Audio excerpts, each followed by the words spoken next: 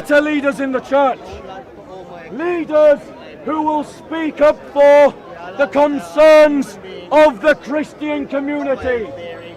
Leaders who will galvanize and organize and train and mobilize the Christian community to resist Islamization, to resist liberalization, to resist the persecution of our brethren. That is what we need, and that is what we do not have. The state wants weak Christians. The Muslim Dawah team and the Islamists want weak Christians. We need strong Christians. We need a church that reverberates with the masculine energy, with the masculine vigor and conviction that we will defend our own, that we will stand up for the triumph of the church and the cause of our own people. And that means we need better bishops.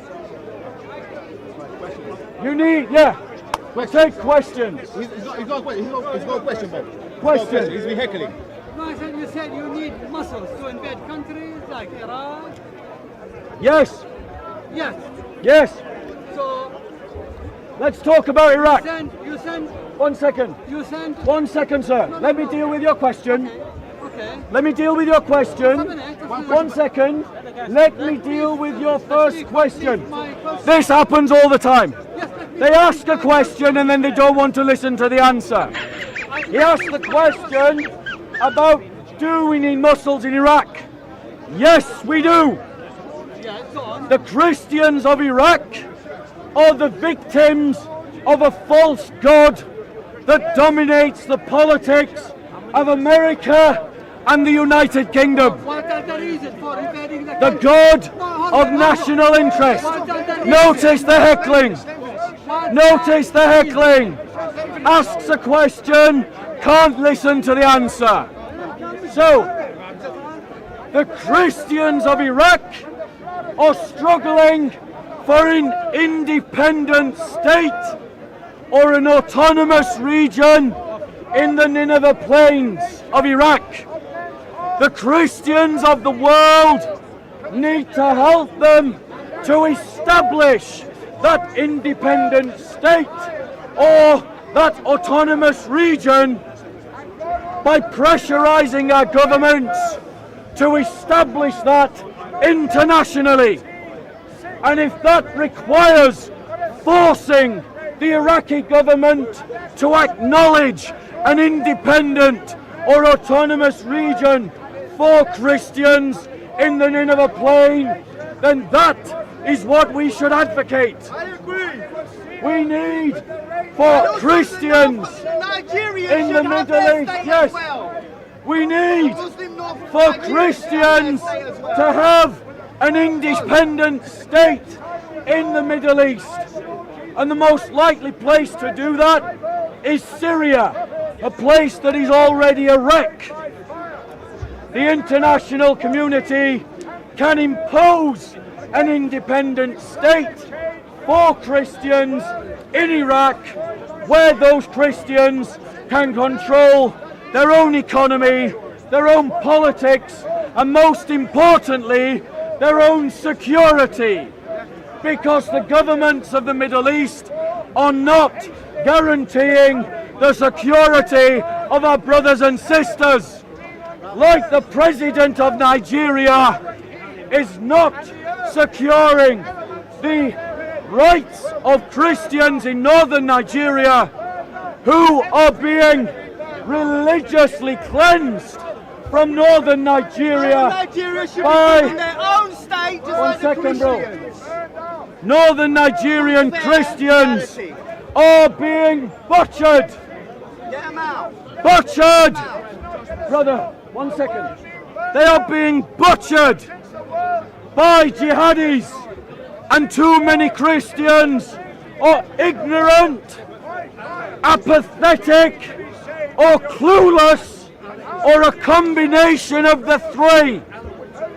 We need imagination, conviction, courage, determination to do what is necessary to defend our brothers and sisters in northern Nigeria. And if that means forcing Trump, forcing Putin, forcing Macron and Theresa May to impose their will on the Nigerian government, then that is what we should advocate. The jihadis must not be allowed to go unchallenged.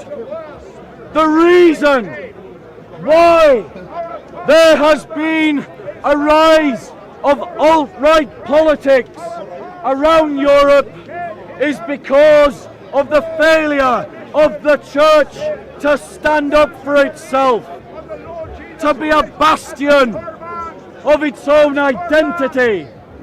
Now, let someone else ask a question, sir, and then I'll come back to you. Answer. I want to ask a question. No, Go on. you want to ask. I want to ask You don't dictate this. Sorry, I go want on. to ask a question. You did not My answer. question is... Did anyone hear me answer his question? You did I want to not answer. answer. Go on. Who gave you the right to speak on behalf of the people of Iraq? Stop being a wimp and speak up. No, I come from Iraq. Shout louder than and him. I have the right to what I'm speak saying, on and I'm behalf asking you of this, my own people. that, as you said, in that country, what You country did not did you say? answer the Nigeria, question. Syria, Iraq. Right, now, in Syria, what they should be given the right to have their own community and have their own community there. So the Nigerians in North Nigeria only get what I've just said.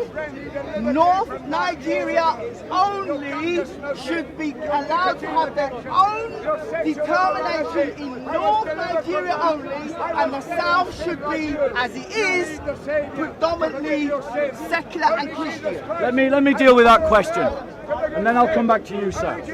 So let's talk about the situation in Nigeria, where Christians are being butchered as we speak. Whilst we are talking right now, there are Christians dying in northern Nigeria. So what can we do? What should the Christians of Nigeria do? Bring them here. They need to organize, they need to mobilize, they need to train, and they need to resist. And those churches need to form alliances with the Christians across the world to deal with the cause of the martyrs of North Nigeria. The Christians of Nigeria need to abandon the prosperity gospel and that nonsense theology that uses up so much of their time and so much of their resources and so much of their energy, and leaves them to be destroyed by an enemy that does not care about prosperity teaching. It cares about using political power to impose Sharia and to turn them into dhimmis. And the Christians of southern Nigeria and of Nigeria in general need to deal with the real issues that they face and to abandon those pastors who teach this erroneous teaching of prosperity gospel, which is nothing more than a con. It's a pyramid scheme that makes the pastors rich and impoverishes the people that believe in it. Perfect. And my appeal to you Nigerian brothers and sisters is to get real with what is you are really facing in Nigeria. Stop defending the most ridiculous teaching the church has ever seen, and instead develop a theology of liberation that is based upon liberating your brothers and sisters from persecution. Your words, not mine. Yeah, and your Your words, sir. not mine. Back to your question. Your words, not mine. Well, now's your chance to come back. And that's what you don't Let him understand. answer the question. And that's what you don't understand. You cited the Christian issue as No, these Other people calls need for they need to be like, you know, invasion of Iraq. And that is not right. done away with. First, I don't know who gave you the right to speak on behalf of the Christian of Iraq. Because he's a racist. Because he's a Christian. That's what Christians I am do. Iraqi and I have the full right to speak. And that my country was invaded by Yes. Christian born Criminally. again. Yes, criminally. By And a that's secular what- government called the United States. And that was really that spread the death and killing among the whole Iraqi people. When you're Muslim and non-Muslim and the Christians. Shall I reply, So sir? the Christians really were victim to the invasion. I said by- exactly that. Okay. You didn't listen. I said exactly that. No, you didn't say You that. weren't listening. You weren't listening. No. What a surprise. You weren't listening. No. I said exactly that. No, you didn't say that. No, you didn't listen. I did say So you're that. saying it's a Christian. Well, what's your question, sir, so I can reply? Or is that you Do just... you agree invading Iraq is a criminal thing to do? Absolutely. So why you are calling them to for jihad, Christian Because jihad? the Christians of the Middle East have been failed by the governments of the Middle East. The governments of the Middle East have not ensured the security of Christian minorities, and therefore we need to relook at the situation in the Middle East in a way that allows those Christians to guarantee their own economic, social, political security. That is why it is the right of every people to have security.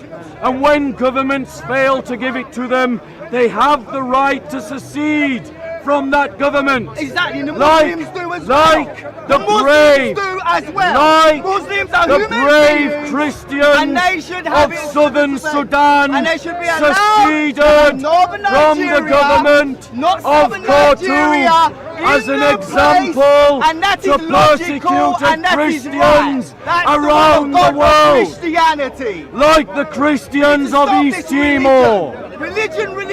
like the Christians of New Guinea, who are fighting for independence from oppression by the government of Indonesia, like the Christians of Burma, the Karen, who are fighting for independence from the Buddhist government of Burma.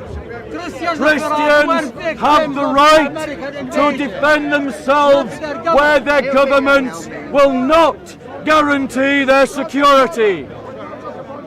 I totally agree with you. Let him ask the down question. to a gun. Let him ask I the like question. that. I like that. Go on. Because that's exactly Speak up, right. bro. Stop being a witch. Shout. Okay, you speak about liberation theology. John Paul II actually, John Paul II in the 80s actually rebuked, I think it was Leonardo Boff, because of his book on liberation theology. Now I'm all for liberation theology, but can you tell us what do you mean by liberation theology? Yeah. So, the brother is exactly right.